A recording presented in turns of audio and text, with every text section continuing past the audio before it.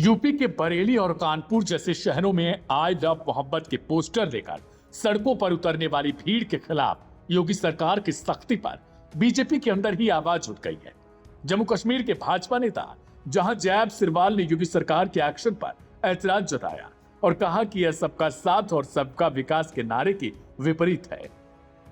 उन्होंने कहा कि राज्य सरकार की पुलिस जिस तरीके से एक्शन ले रही है वह बदले की कार्रवाई करने जैसा है। इससे मुसलमानों का भरोसा भाजपा सरकार पर कम हो चुका है। उन्होंने कहा यदि इसमें सुधार नहीं किया गया तो मेरे पास इस्तीफा देने के अलावा कोई विकल्प नहीं बचेगा।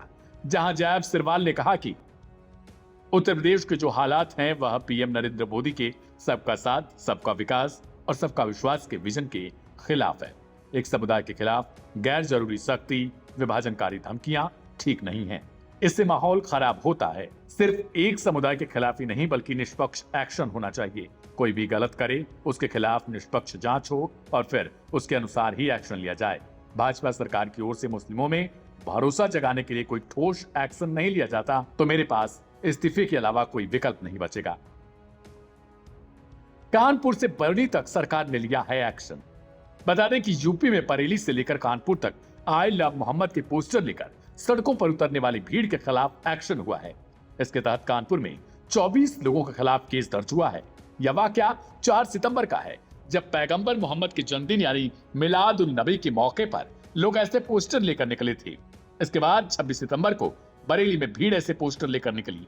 इस दौरान पुलिस से झड़प हुई थी, जिसके बाद 70 से ज्यादा लोगों की गिरफ्तारी हो चुकी है।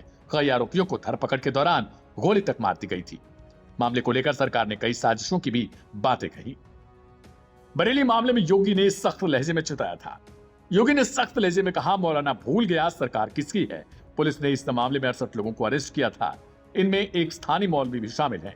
यही नहीं, सीएम योगी आदित्यनाथ का कहना था कि वह सख्त एक्शन लेंगे और किसी मौलाना को भ्रम में नहीं रहना चाहिए। उन्होंने सख्त लहजे में यहां तक कह दिया था कि मौलाना शायद भूल गया था कि प्रदेश में सरकार किसकी है। उनका इशारा पोस्टर लेकर निकलने के ऐलान करने वाले मौलाना तौकीर रजा की ओर था।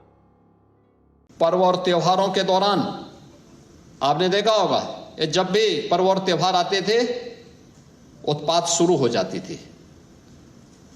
अब उत्पातियों और उपद्रवियों को पता लगेगा कि 7 पीढ़ियां याद आएंगी उनको, क्योंकि कभी कभी बुरी आदतें जाती नहीं लोगों के, तो उसके लिए उनकी डेंटिंग पेंटिंग करवानी पड़ती है कायदे से, जिससे उनकी बुरी आदतों को हम ठीक कर सकें।